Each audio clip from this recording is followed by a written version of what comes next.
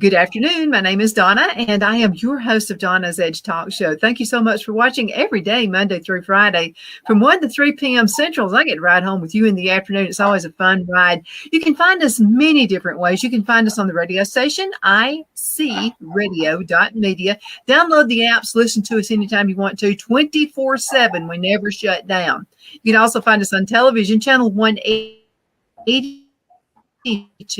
That's in North Alabama, channel 182 on Charter Communications, and Abundant Television, found worldwide. And this is found on Roku, Apple TV, and Amazon Fire. Of course, all the social media sites, we do them all. Even though they shut me down sometimes, Robin, we still get to use Facebook, Twitter. Well, it's X now. And we get to do all of the social media sites. We're really excited about that as well. Oh, and by the way, you can also find us on this awesome podcast.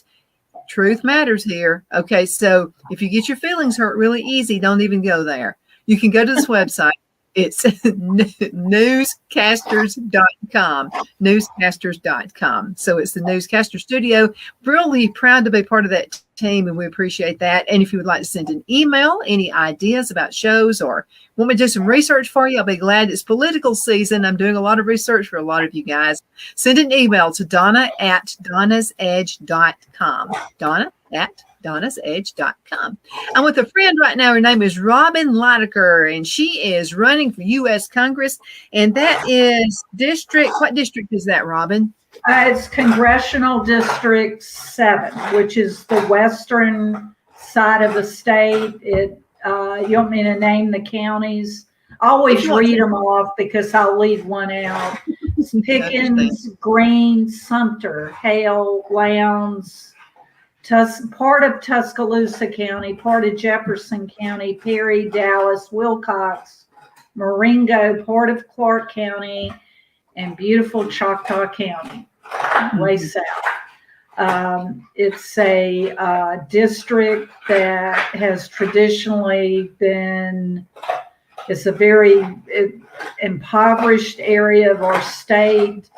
And disclaimer, background, I gave my dogs a bone so they wouldn't bother me while I'm doing this. So I apologize for the noise.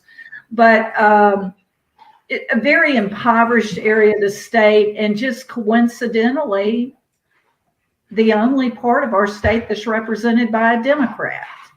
I heard somebody talking the other day about how cities like Chicago and San Francisco and New York and all the big cities that are run by Democrats, how they're falling apart. And I'm like, well, I've got a real good example for you here in Alabama. I mean, the things I've seen, like in 2017, there was an article in AL.com.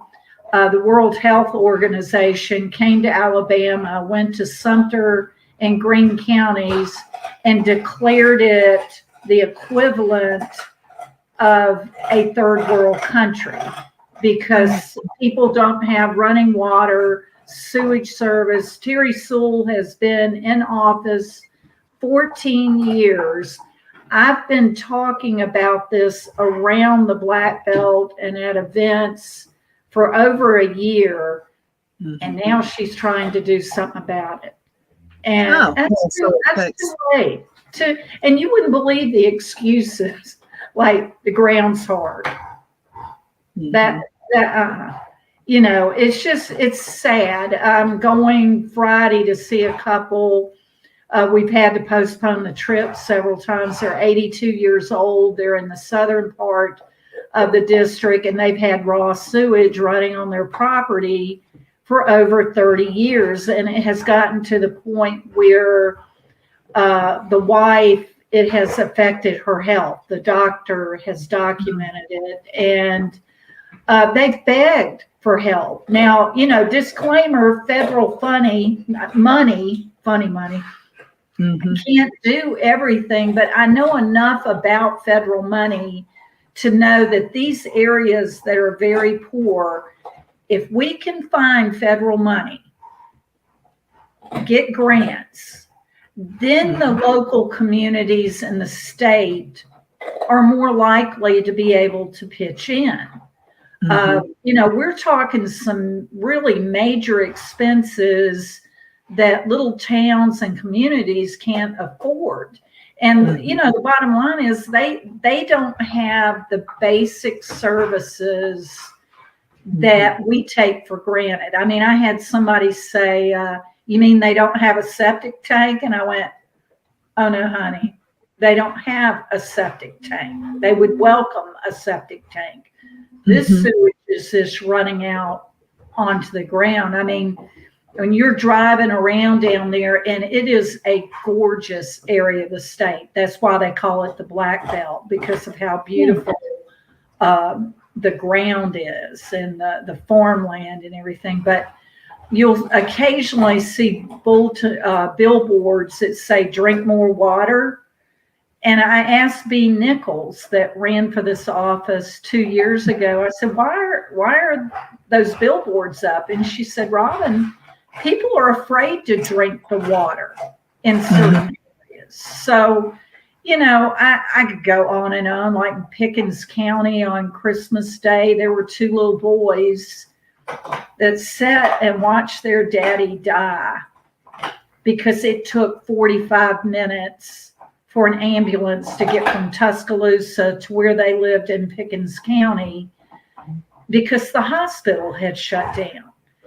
And, I'm the kind of person that we can find a way to make things happen. I've got all kinds of ideas, like the way we're going to set the district up is in hubs. I mean, Terry Sewell spends right at $1.5 million a year just on congressional offices. And have you ever tried to call one? I know a lot of people never get an answer. You have to hope your phone's number's going to be returned. Yeah. And if you do get an answer, you get, we'll look into this. And a lot of times you don't even get a return call. I had 2 veterans come up to me one night in Marengo County, and they had written letters. They tried to go to a town hall meeting, and they weren't allowed to ask questions. They were asked to leave when they raised their hand to ask questions. But what they're trying to get straightened out is they're veterans. They fought for our country. They have Social Security. They're getting double taxed on their Social Security, and nobody can explain that. Now, I've been reading up on it some, and it's a real thing. But what I don't understand is why, sometimes explanations aren't necessarily what you want to hear, but no one will even make an attempt to find out what the problem is in Sewell's office, explain it. That she is on that committee, not that particular subcommittee, but on the committee that is the umbrella for Social Security. You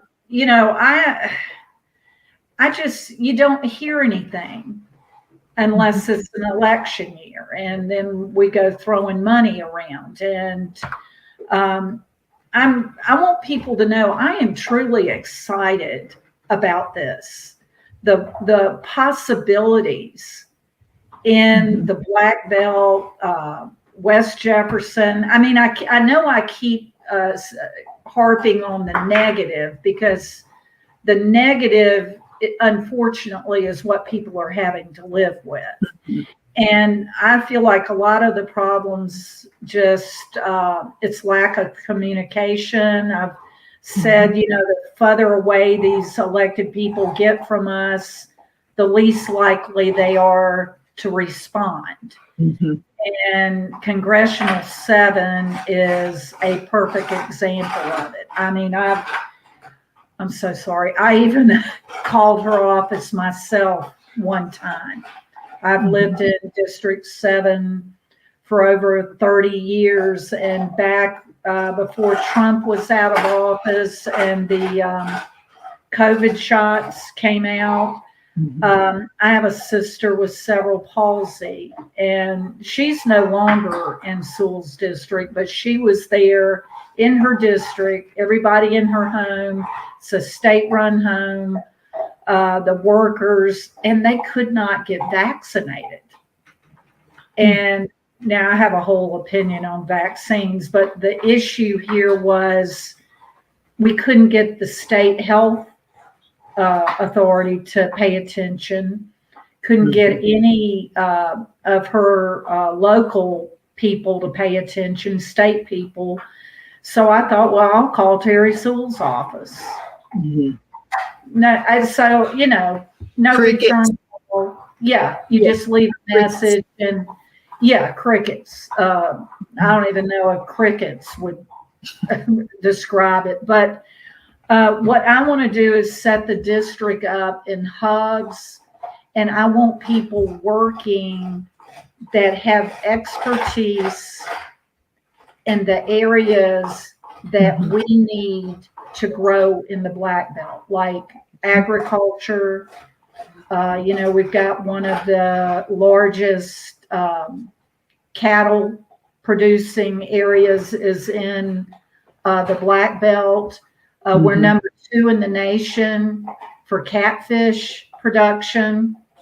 And it just so happens that Joe Biden and the commerce people tried to cut the tariffs, and I think they have. I mean, it's like I think it's a $420 million industry in this country. And now Joe Biden and his crew want to let Vietnamese catfish come in with and undercut our people in the Black Belt. We don't need that.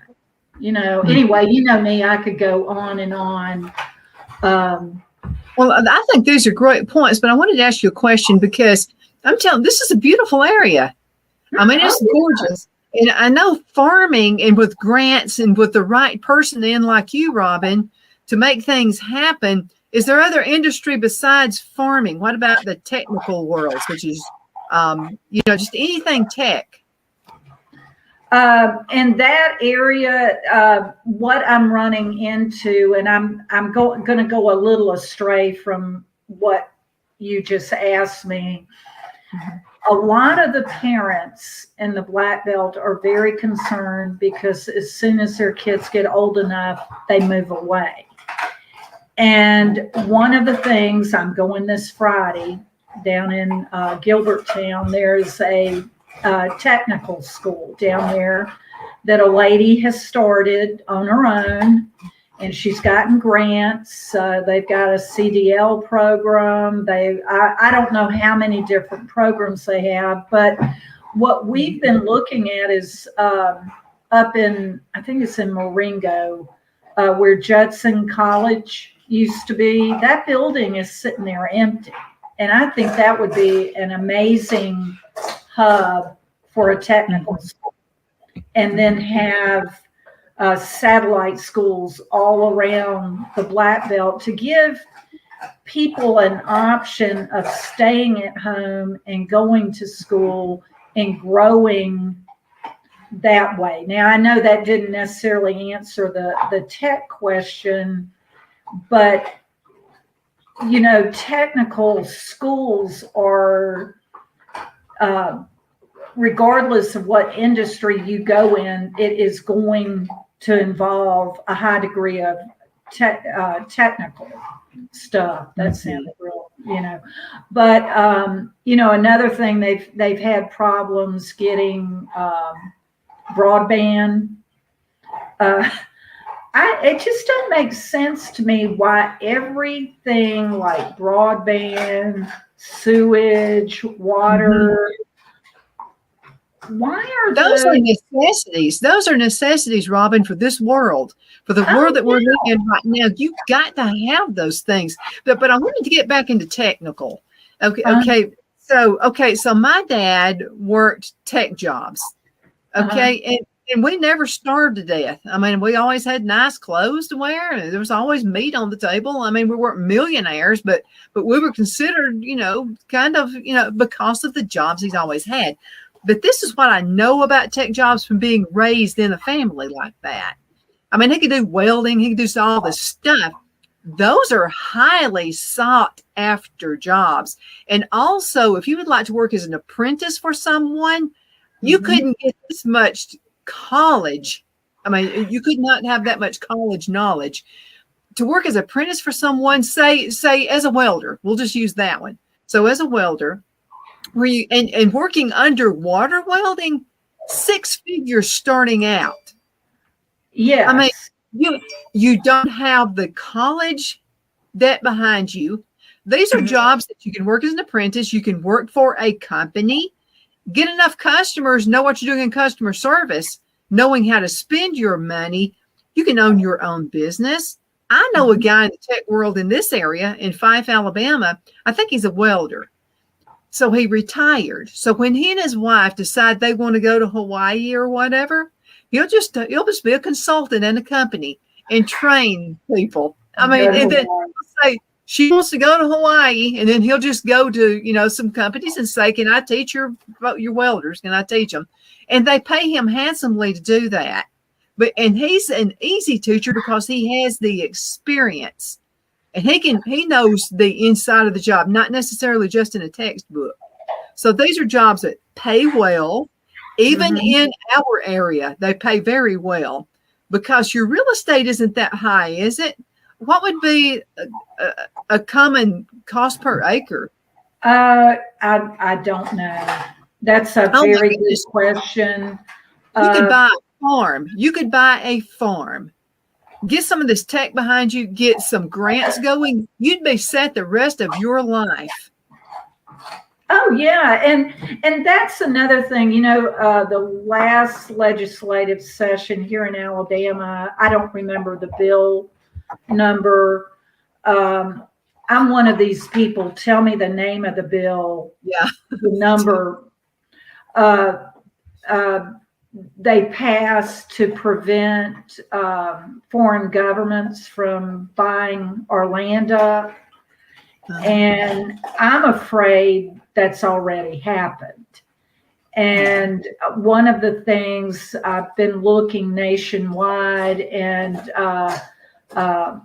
Sarah Huckabee Sanders did something very interesting in Arkansas where they're actually asking several Chinese companies to leave because they've tracked their business to certain aspects that I can't remember the detail. I will as soon as we hang up. But, when it's a threat to our national security and they're doing it right under our nose, similar to the balloon that flew all across the country.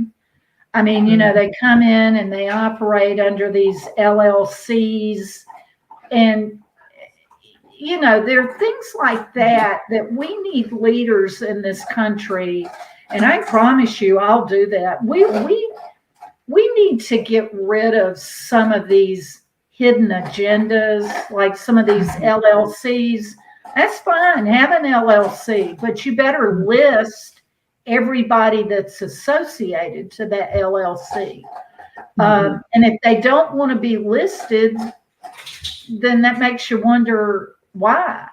I mean,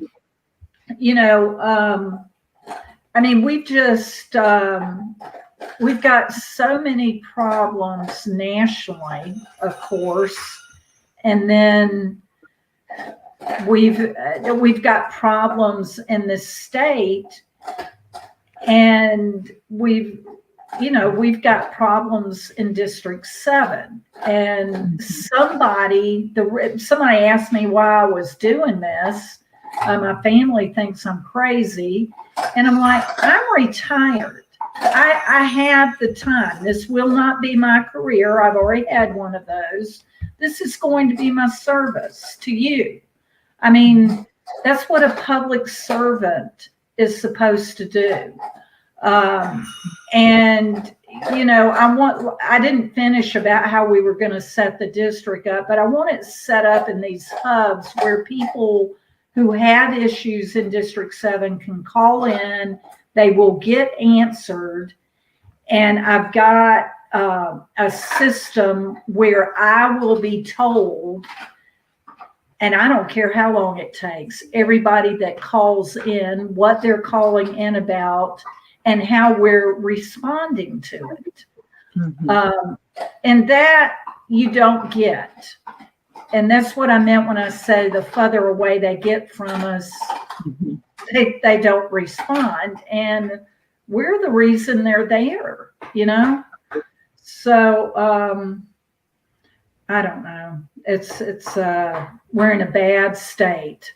And I'm just hoping come November 2024 that this country wakes up and people, I'm telling people, if you're listening to this and you don't live in District 7, the Democrats are trying to take 2 districts from us. And everybody just kind of writes off District 7 as, oh, that's always been a Democrat held on. It doesn't have to stay that way. No, and the percentages have changed. It is within reach for a Republican to win, but it's not about being a Republican or a Democrat. It's about neglect, about being ignored, and people are tired of being ignored. Okay. I want to mention this to you. So I'm looking right here on the internet. I'm going to Zillow.com. And so I'm looking at real estate through Zillow.com. I'm fascinated about the price of land. You can buy a farm so a lot of folks are they're finally getting into do it myself. I don't want to depend on the supply chain. I just want to have my own little garden. And you can have a garden on 1 acre or less. You can actually have a quarter of an acre and have a big garden on it. I know it because I've been studying it. So I've been taking classes through Auburn University. Oh, wow. Yeah. Some people never get out of school, but these are their master gardener classes. And there are people just need to be taught. That's all, just taught. You can have community gardens out there. You can, like for let's say a town, let's say Selma, and they may already have something like this, but you could have gardening classes. You can have community gardens where people go in. If you don't have the land, people go in together and they start planting things. And it's amazing what you can actually do on a quarter of an acre. Yeah, I saw a program one time. You can do those things. You can have community gardens where everybody takes turns and they'll go hoe in the garden. And then also they can make extra money by having a farmer's market. And people want to know what's in their food. We're tired of going to the grocery store wondering what's in it. What'd you put in the beans? And that I have a lot of plans kind of like that. Like I saw a show one time where a man moved into a community and did something similar to what you're talking about. And he was basically feeding the entire town. Schools do that. They have those hydroponic gardens and, it's District 7, that black belt. It's a blank slate. I mean, it could, I tell people, I said, I want an Alabama revival, a change. And it's going to start in District 7. And, I've been to Selma. Selma's fallen apart.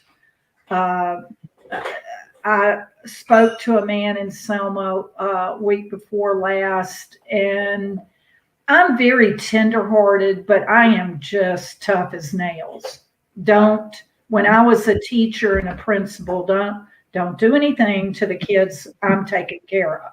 Their parents send them to school, expect me to take care of them. So, but I had these feelings when he started talking about, he said, they come every year, and then he held his hands out and they make big promises, but you see what we get. And I personally didn't realize what bad shape Selma was in. And the people have been asking ever since that bad tornado hit almost 2 years ago for storm shelters. And she has promised them storm shelters, but they're not seeing anything. Robin, we're already at the bottom of the hour. We're going to have to go into a commercial break. Let's talk about that when we get back. That's a huge topic. We'll be right back in just a minute. Everybody hang in there. Queen City Used Car Sales has been serving drivers in the Northeast Alabama area for years with a quality selection of late model used cars, SUVs, and pickup trucks. On top of our extensive selection and competitive prices, we offer professional auto financing services for used car buyers of all credit levels. Whether you've just begun your search or you're ready to secure your next vehicle, at Twin City Used Car Sales, you will drive away with the vehicle of your dreams. The sales and finance staff at Twin City Used Car Sales looks forward to serving you, and you can apply for financing online before your visit to our used dealership in Gadsden, Alabama. Check us out on the web at twincityusedcars.com or go by our location at 901 First Avenue, Gadsden, Alabama. We sincerely look forward to serving you.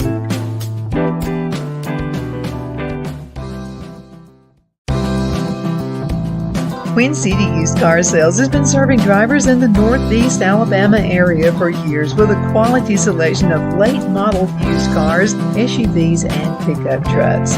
On top of our extensive selection and competitive prices, we offer professional auto financing services for used car buyers of all credit levels.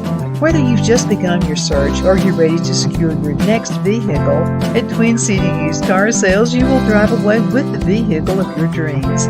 The sales and finance staff at Twin City Used Car Sales looks forward to serving you, and you can apply for financing online before your visit to our used dealership in Gadsden, Alabama. Check us out on the web at twincityusedcars.com or go by our location at 901 First Avenue, Gadsden, Alabama. We sincerely look forward to serving you.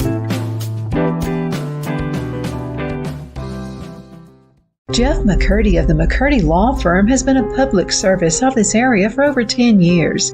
McCurdy, a member of the Henniger City Council, serves as prosecutor for the town of Sylvania and was named public defender for the city of Rainsville. The McCurdy Law Firm is located at 17326 Alabama Highway 75 in Henniger to better represent his Jackson and DeKalb County clients. If you need to be represented by a true public servant with proven success, call Jeff at 256-996-8701 or send a private email to mccurdylawfirm@gmail.com. No representation is made that the legal services performed is greater than the legal services performed by other lawyers.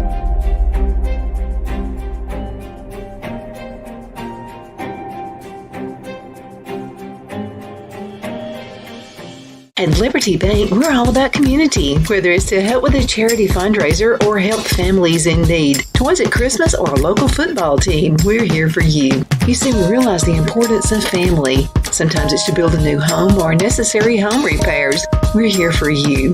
If you like the feel of a small town bank with all the conveniences of a big city bank, we're here to serve you. You will find us at any of our convenient locations in DeKalb, Marshall, Etowah, and Blount counties in North Alabama. You can call and speak with any of our friendly staff at 256-659-2175 or check us out on the web at libertybankal.com. And thank you for your support of our community. Member FDIC, Equal Housing Lender.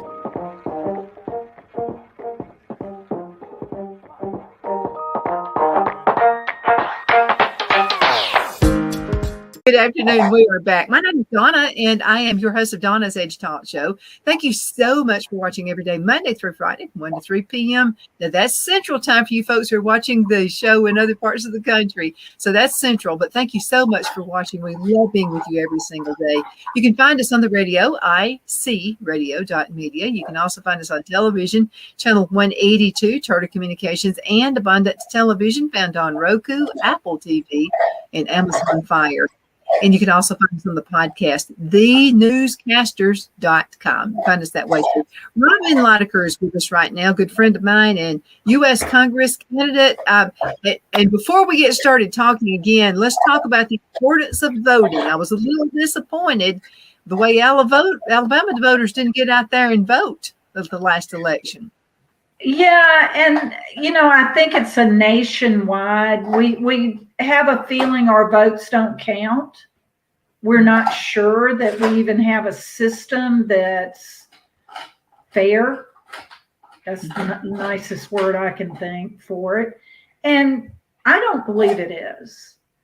But I think they've been working on it. But my vision is, I think people need to realize 2024 is the year we have got to save our country.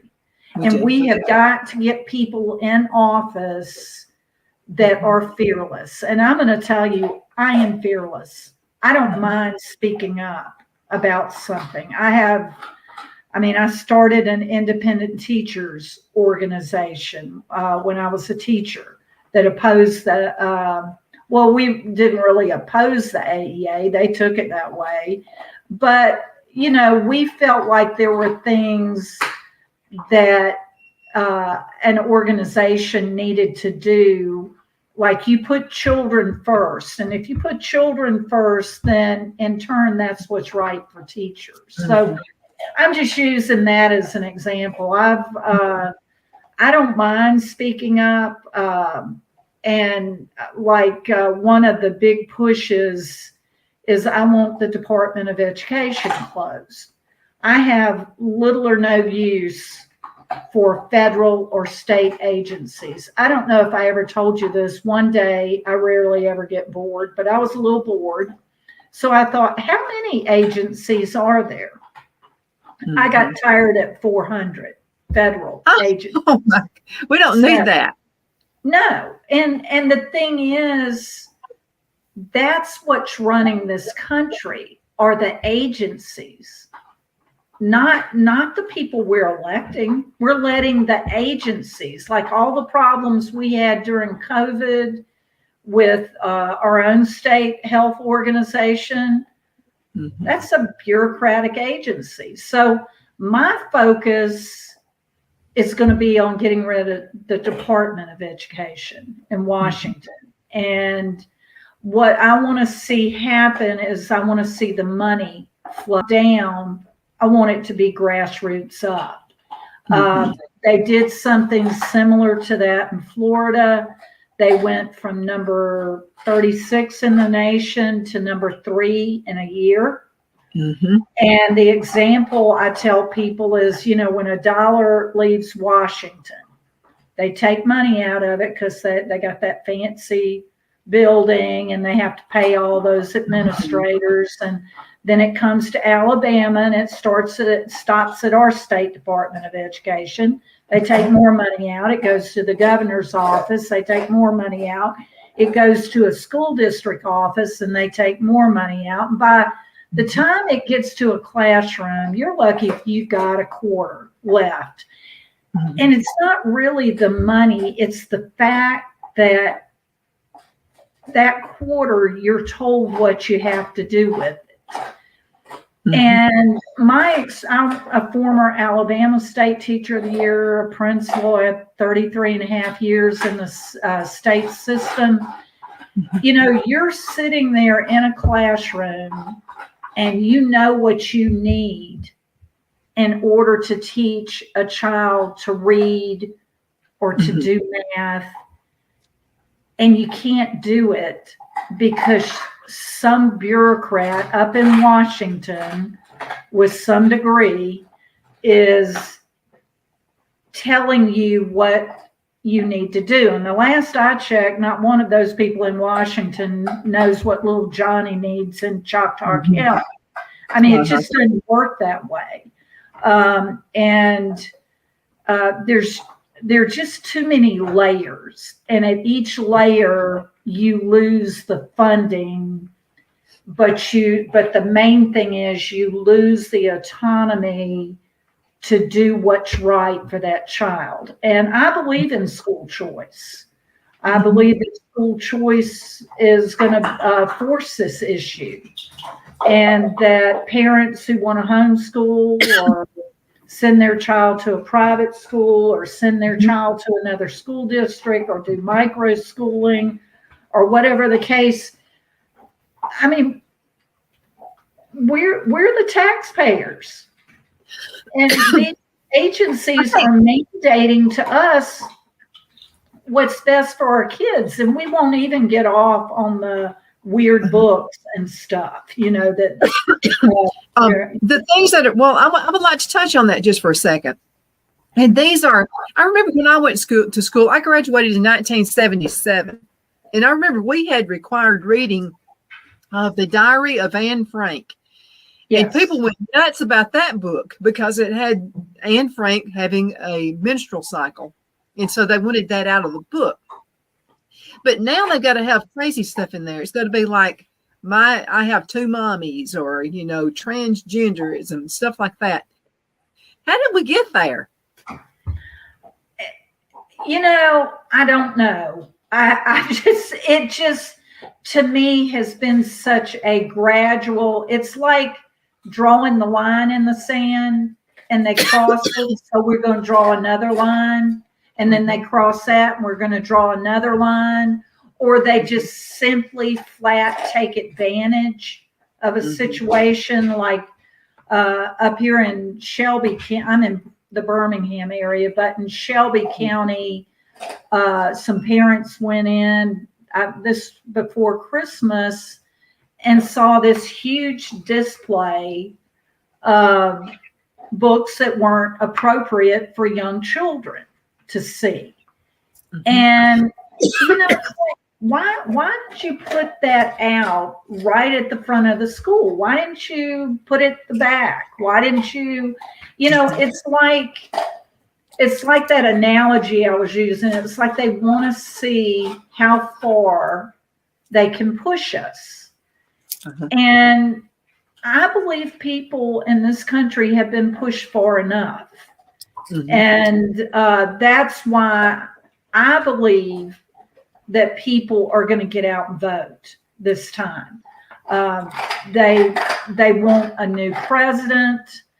I mean, what he's doing at the border. I mean, we hadn't even gone into national issues. I mean, I was very grateful to hear that Kay Ivey, she was one of the first ones that made a statement that said, Alabama is with you, Texas. They have these illegals coming across the border. They get $2,300 plus a phone, plus a ride somewhere. And a lot of them are going back across the border, going down a ways, and then coming back across again to get another $3. And the thing that really just infuriates me is we have, the number's probably different now, but 67,000 homeless vets. And we're giving these people $2,300 a month. There's a right and wrong way to do something. There's a door you can come in and apply to be a citizen of this country, whether it's through a hardship, whatever. But sneaking across the border is not legal. And those people, I'm of the belief you need to go back wherever you came from. And I know there'll be a lot of whining and crying. When people say that, the left, they say, what about the children? That's not what I'm talking about. I'm talking about grown adults that come across the border and during the night, or they just flagrantly walk across. They get what our government is giving them, and they're taking advantage. And you tell me one other country in this world that allows people to cross the border like Joe Biden has. And in fact, let me mention one other thing. Barry Moore, that's running, I'm not plugging him, but he just happens to be the one that led the charge on this. There was a bill 6976. It's Protect Our Communities bill. If you're an illegal and you're drunk driving and you hurt somebody, then you're going to be deported. 150 Democrats, it was a bipartisan bill, 150 Democrats voted against that. Guess who one of them was? Terry Sewell. Now, explain that, Terry Sewell. I'm sure she'll see this. Explain that. Explain that to the mothers and fathers that have lost their children. You know, it just, I just don't. My mom always said you have to go to sleep with yourself at night. I don't see how some of these people go to sleep with themselves at night. I mean, I don't either, but I wanted to say something about, okay, it's always about the children. It's always about the children, but it's always about the children in other countries. And it's not mostly children coming over here. It's adult men coming in to do whatever it is, super sales or whatever. So I would like to ask Ms. Sewell a question. What about the children in your own district who they don't have sewers, they don't have running water, they don't have this, they don't have that? What about, aren't your people hiring you to care about your own district? I mean, that be into play. Yeah, what about and the children in your own district? The schools, you know, we're at the bottom tier always nationally. Well, then you come to our state. What districts in Alabama are at the bottom of the tier? Most the of Democrat them ones. Yeah, the most Democrat of them. Oh, exactly, and most of them are in the Black Belt. And it's ridiculous. There are 15,000 and something homeless children in Alabama. Did you know that? I mean, I knew the number was big, but I didn't know how many. I read some numbers off a lot of times when I'm speaking. It's probably more now, but before Christmas, the average family is doing on $700 a month less than they were before Joe Biden became president. Every child that's born today owes the federal government over $100,000 from day one. You know, it's like the $9,000 I was talking about in office supplies. When you have the mentality that I can spend money however I want to spend money, and we can be trillions of dollars in debt, when the average person like me or you or anyone else, if we wrote a check, house payment or check for anything, and it didn't clear the bank, we'd be in big trouble. But what do? They might as well give us all an HP printer and let us print our own money. That's what they're doing. And, you know, that's got to stop. They've got to, and again, I go back to these agencies. They've got to cut these things. President Trump talked about moving a good many of them out of Washington and move them to different areas around the country and have people overseeing the agencies that are conservative. But, unfortunately, we have that same problem with state agencies, where, you may have an elected official that is supposed to be a Republican overseeing an agency. And I just don't understand what happens to these people. They get a money. Let me ask you a question about fair tax. Are you familiar with fair tax? I'm reading about it. Flat tax, fair tax. I was reading. In fact, I've got it right here. A list of things that we are now taxed on that we weren't taxed on 60 years ago in this country. I know this isn't exactly answering your question. Beds, tables, you get taxed at work, you get your pay taxed, you get animals like cows, goats, your pants. This is just a long list.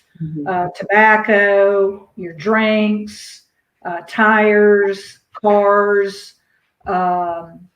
It's like everything that comes along that you buy, you have to pay some kind of tax for it. And it's like, where does that go? And I don't know, fair tax, flat tax.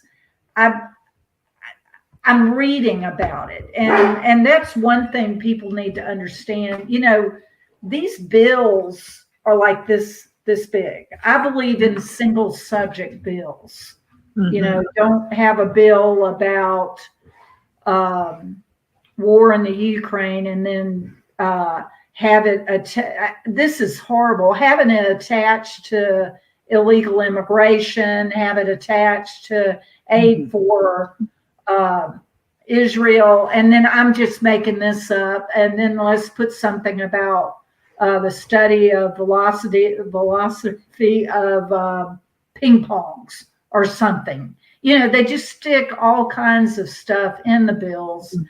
But we've got to have some kind of tax overhaul because, I don't care what it is that you buy or want to buy. You've got some kind of ridiculous, unexplained tax with it, whether it's a county tax, a city tax, a state tax, a federal tax. That's my baby. She turned a year yesterday. So anyway, I didn't answer your question very well because also I don't know everything about everything. Well, I'm going to have to tell you, I'm for it.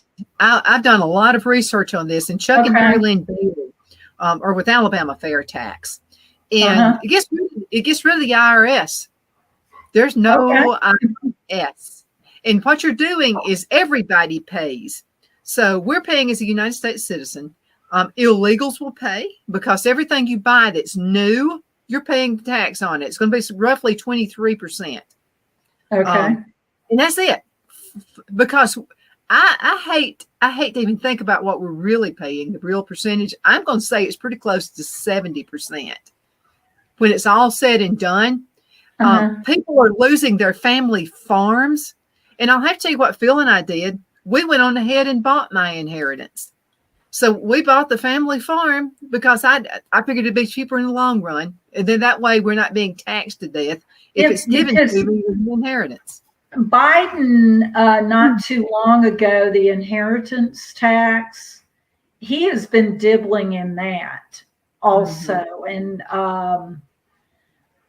I can't remember you may know the percentage that people are having to pay, and they're actually having to give up their inheritance that their parents worked hard to leave them. Um, you know, but that's something I appreciate you bringing that up. I need to learn more about it. After we go, I'd like to write that down. I'm a huge advocate for fair tax. I've researched both. There's fair tax and there's flat. So I really like what I saw about fair tax. I'll get Chuck and Mary Lynn to send you something. Okay. Because I've been reading about flat tax. And, you know, when I was talking about how we need to set the district up, I want somebody who's an expert in business. You know, typically they hire for these congressional offices, they may hire a young person that's just graduated and has a degree in government or something. And that's not what we need. We need people who know and are experts with experience. And my vision is maybe a recent graduate or a retired person. I want a veteran. I want somebody who knows agriculture. I want a teacher. And then they work out of this hub and address the issues based on the requests that come in. I mean, like those two veterans deserve an answer for why they're being double taxed. And I know it's true. I mean, I'll hear things like that, and I've started reading up on it. But see, that's another trick. You know, Biden's given Social Security folks a couple of Social Security raises since he's been in office in order to buy votes. But what people need to realize is he really ain't giving you anything, because he's double taxing you on it. Anyway, thank you for telling me about that. Fair tax, flat tax. I can see that as being a way that the people who are not going to like it, and I know Democrats are probably not, and there's going to be a few Republicans who won't like it as well, because they're being fed money funneled from somewhere else. Are they really going to like it? Everybody pays. If you're a legal citizen or if you're an illegal citizen, you're going to be paying. Drug pushers, prostitutes, I don't care what you do, you're going to pay tax. You know, a lot of these jobs, people aren't paying tax. They're being paid under the table. And they're not paying their fair share of tax. Well, that's what I was going to say. Everybody has to pay their fair share. Yeah. I think, I don't know exactly how to put this, but to me, the worst part of all of it is you're paying it. And it's like you said, you have no idea how much is going out. You don't know where it's going. You don't know who it's benefiting. And do you remember when you were young and you first started working and you got your very first paycheck and you're like, what's this, you know, what's this tax stuff? Who's FICA? Yeah, I remember that thinking, of course, I didn't make that much on my first job, but I mean, so, you know, the wages weren't that high back then. And I remember being extremely upset about it. And I was so upset that I wouldn't bring lunch. I mean, I wouldn't go buy lunch. I would bring my lunch every day because I was thinking, I can't, and this is back when things were a lot cheaper, but $2 spending a day on lunch was a lot of money back then. And I would get some of the homemade tomato soup that we'd canned and put it in the back car with foil on top of it so it would stay warm. And I would go out I was that cheap even back then. I wouldn't spend a dime on anything. But there has to be, and we've got about, oh my goodness, we only have about 4 minutes left in this segment. Could there be some kind of an education out there for, I'm talking beginning in grammar school, and then also available to adults about how to spend money, like not on stupid, frivolous stuff, but how to save money, and something like that, workshops or something, just to kind of help people to understand not to spend money on frivolous stuff. Yeah, I mean, your basic skills kind of that you need to be able to function out in the world. Kids are walking away from school. I mean, we know so many of them walk away and they can't read. They can't do basic math. It's kind of like, I believe every child has the potential. The sky's the limit. And it's the grown-ups in the world that throw the obstacles in the way. And, but since we only have a little bit of time, I did want to say we're number 10 in the nation for taking federal money. Did you know that? No. Yeah. Now, so I was talking to somebody the other day and they thought it was higher. Well, my thing is, if you're number 10 in the nation for taking federal money, where's it going? It's kind of like the tax thing. What's it being used on? But I'd like to ask people, if you know anybody in District 7, this is an important race for Alabama. We cannot afford to lose 2 districts. And I would love, come November, the night of the election, I would love for Alabama to be the biggest shock in the nation. But we'll know it's not, because people are just tired of it. And I've got a web page, robinforalabama.com. I mean, you can email me, ask me questions, give me information. I'm one of these people, it's like I said, I don't know everything about everything. I'm a learner. And I've also got 2 Facebook pages, Robin Litaker for Congress and Robin Litaker for Alabama. I've got 2 because I'm sure they'll shut one down before it's over with. You have to be aware and ready for something like that. Robin, 1 minute left in this segment. It's been a quick hour. So 1 minute in this what would you like to tell the folks? I know we want to encourage them to vote, but also folks can contribute to your campaign as well.